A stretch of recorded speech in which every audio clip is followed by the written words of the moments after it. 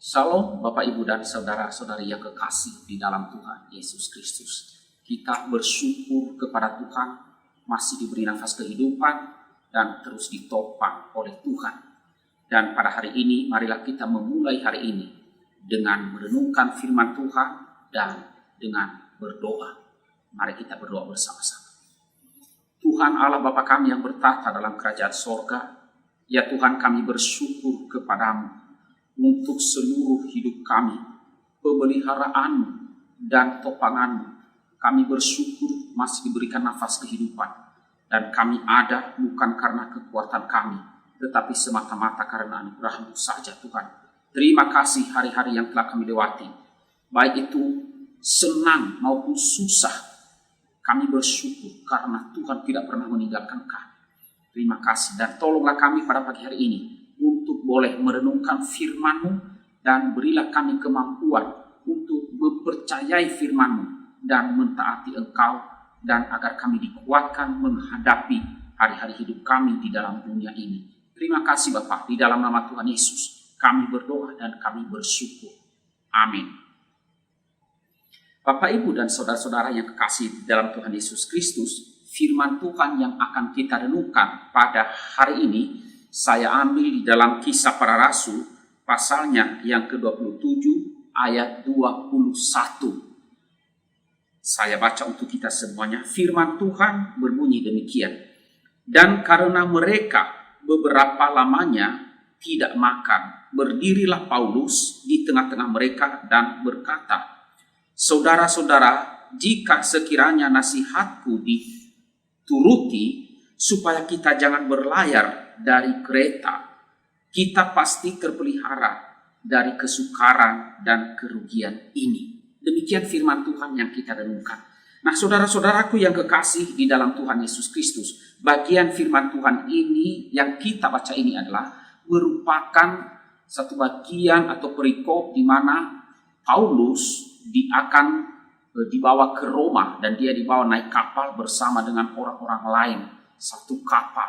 Namun di dalam perjalanan mereka menemui kesulitan, yaitu terjadinya badai yang sangat hebat yang membuat kapal mereka tidak bisa berjalan dan akhirnya malah kandas dan pecah. Nah saudara, sebelum terjadi kandasnya kapal yang ditumpangi oleh Paulus, Tuhan telah memberikan pimpinannya melalui Paulus.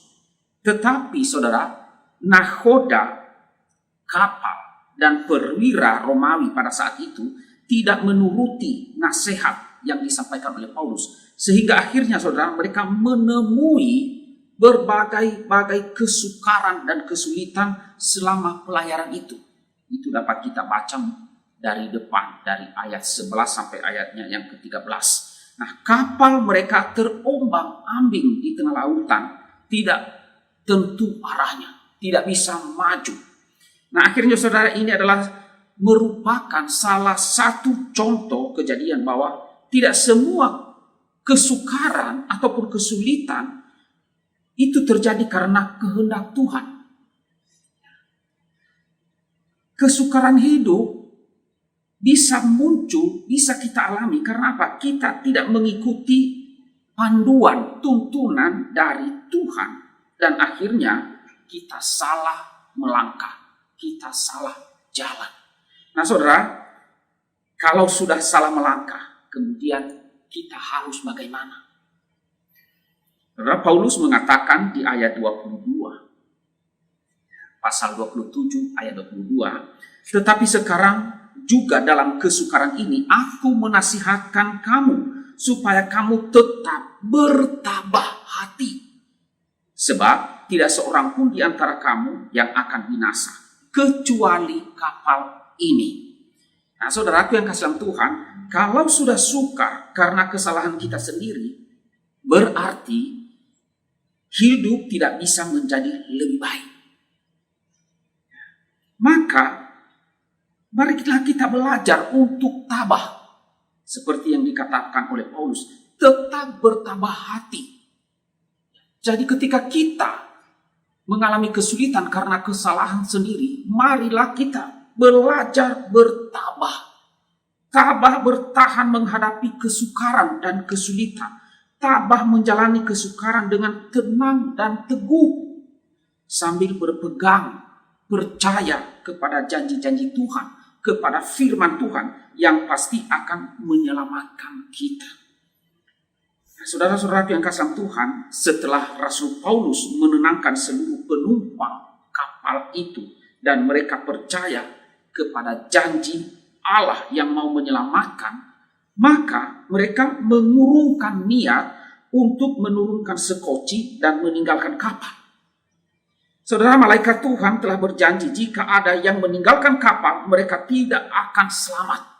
Itu yang disampaikan oleh malaikat Tuhan kepada Paulus dan semua orang di dalam kapal itu, baik itu kepala perwira Romawi maupun nahkoda kapal, mentaati apa nasihat Paulus. Mereka taat dan tabah menghadapi terjangan ombak dan badai, dan mereka percaya kepada Tuhan. Lalu apa yang terjadi, saudara? Akhirnya kapal yang terombang-ambing itu kandas dan mereka pun bisa selamat semuanya. Tidak ada yang binasa. Nah, saudaraku yang kasih Tuhan Yesus, Tuhan kita Yesus Kristus itu setia kepada umatnya. Tuhan Yesus berjanji akan mengulurkan tangannya kepada setiap orang yang percaya, yang berteriak kepadanya minta tolong. Dia juga berjanji akan memberikan kelegaan bagi jiwa kita, dan jiwa kita pun akan mendapat keterangan. Setidaknya saudara, dalam ketidakberdayaan kita, dalam kebingungan kita menghadapi kesukaran hidup di saat-saat ini, sediakanlah waktumu, sediakan ruang untuk Tuhan, untuk punya keyakinan bahwa Tuhan akan menepati janjinya. Percayalah bahwa Tuhan menopang dan menolong kita. Meskipun sepertinya kita tidak melihat akan semakin lebih baik. Tetapi yakin saudara, Tuhan akan menolong kita untuk bisa melewati semua kesulitan dan kesukaran ini. Berpeganglah pada janjinya, tetap tabah, dan mulailah berserah diri seutuhnya, sepenuhnya kepada Tuhan di dalam hidup ini.